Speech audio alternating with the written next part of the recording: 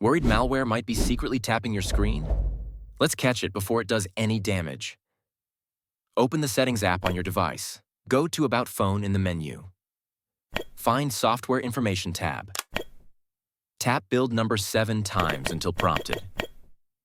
You will see a message. You are now a developer. Now go back to your settings. Open Developer Options. Scroll down and enable the Show Taps feature. With this, all taps will be highlighted. Use your device normally as you always do. Watch for any unexpected tap indicators popping up. If you see them, it could be malware. As a next step, open your settings, then open Apps. Go through the list. Uninstall any suspicious or recently installed apps. Check some apps you presume to be cheating permissions for safety. As a last step, go back to your home screen and open your Play Store. Then search for a trusted antivirus like Malwarebytes.